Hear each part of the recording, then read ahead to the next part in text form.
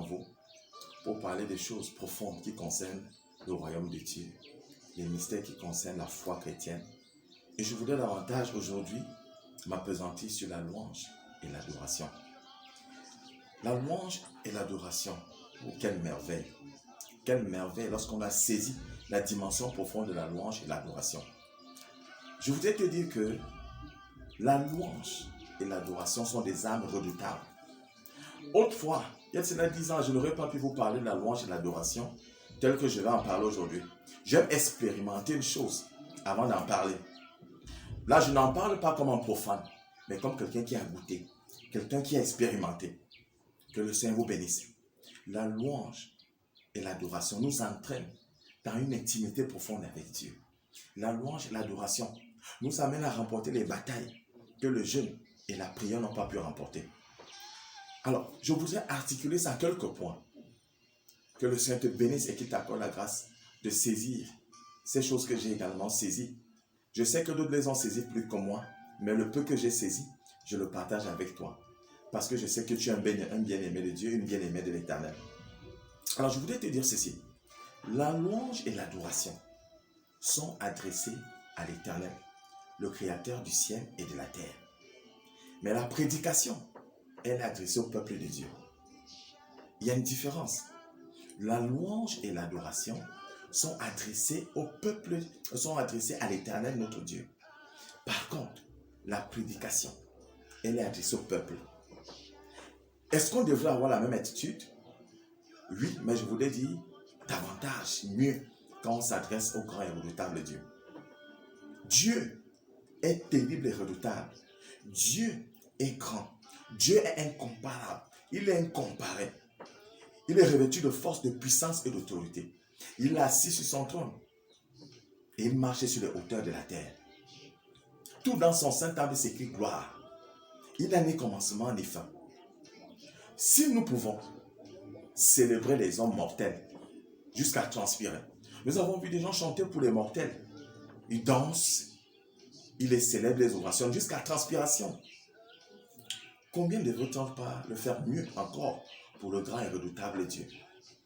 Vous savez, l'esprit de la religion nous a embrigadés dans certaines attitudes qui nous amènent à penser que quand nous venons à l'église, la louange et l'adoration, c'est juste un passe-temps. Le meilleur, c'est la prédication. Erreur. Erreur. Retiens ceci, mon frère, ma soeur. Dans un culte, dans un service à l'honneur de l'Éternel, il y a des gens qui ont été bénis juste pendant la louange. Il y en a qui ont été bénis juste pendant les témoignages. C'est là que Dieu l'a visité. Il y en a qui ont été bénis juste au moment de donner des offrandes.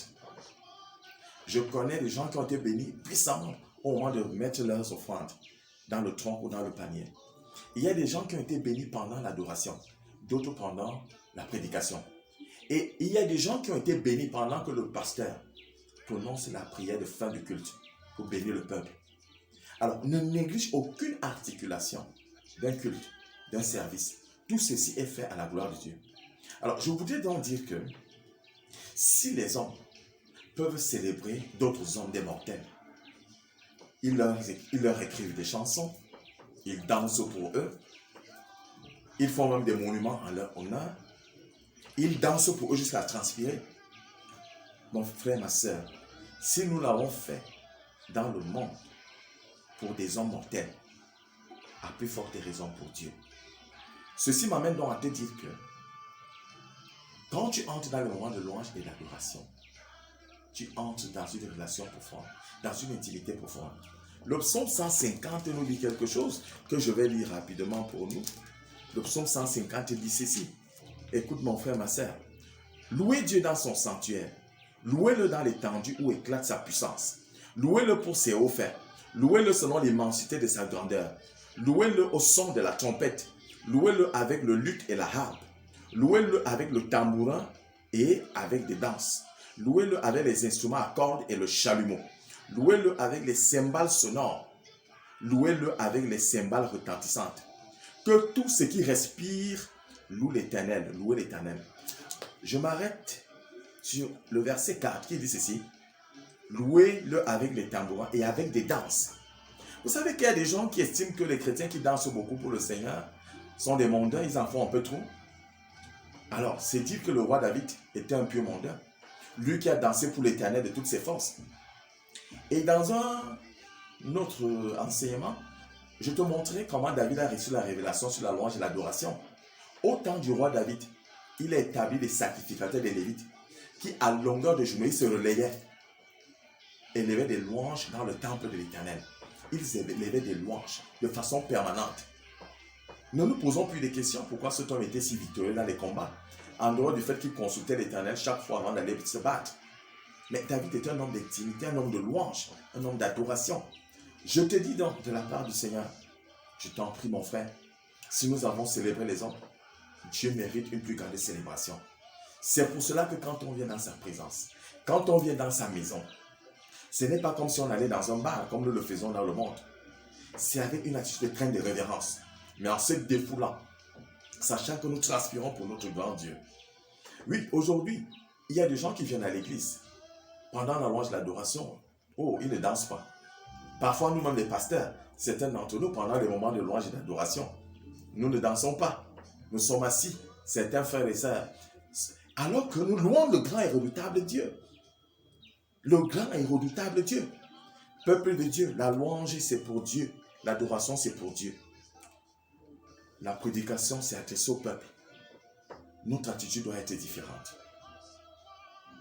Si l'Éternel est le Dieu Tout-Puissant, il y a donc une attitude particulière pour le célébrer.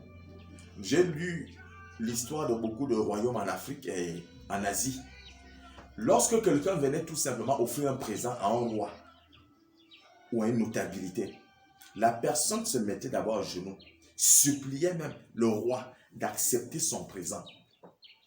Quand on vénérait les rois dans certains royaumes, ça se passe encore aujourd'hui, les gens se mettent à genoux, les gens pleurent. Et Dieu n'est-il pas le roi au-dessus de tous les rois? Il mérite l'adoration. Notre attitude doit changer. Dans la maison de Dieu, nous devons nous défouler pour Dieu.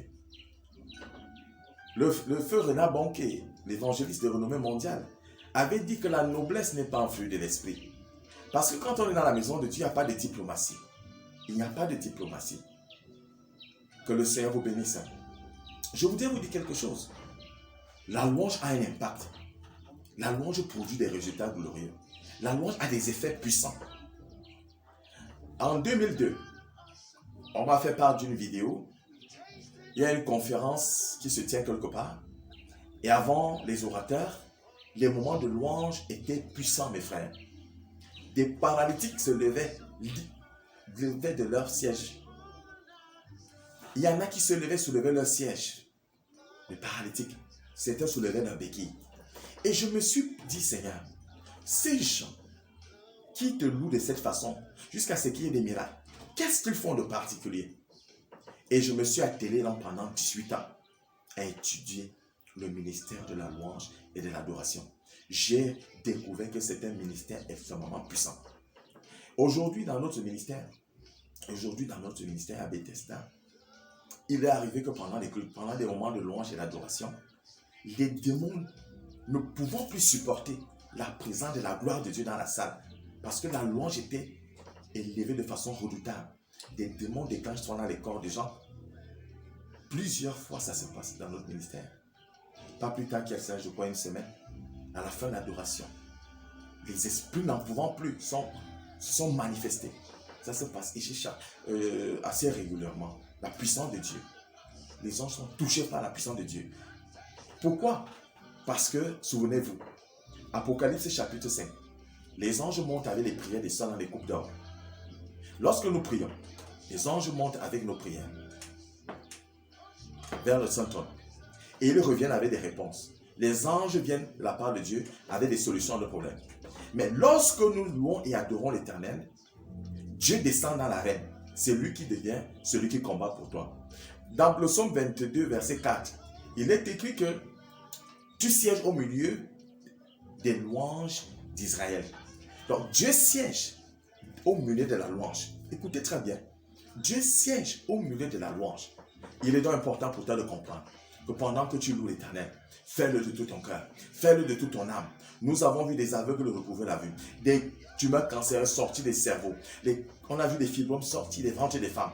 Parce que pendant la louange, ces personnes se sont abandonnées entre les mains du Seigneur.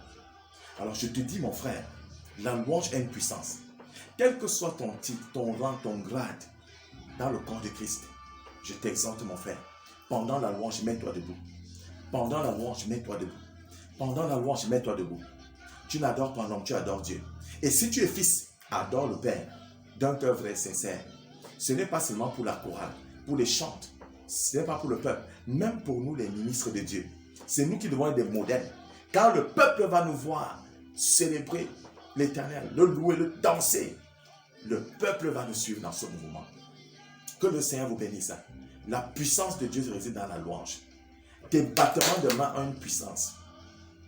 Les instruments qui retentissent ont une puissance. Tout ce qui se fait a une puissance.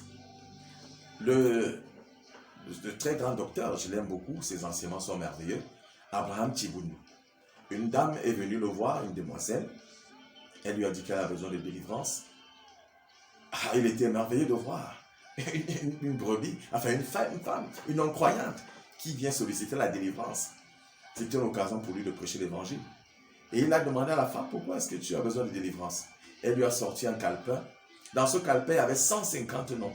Elle a dit, voici les personnes que j'ai déjà tuées. Ah oui, il lui pose la question, tu es comment?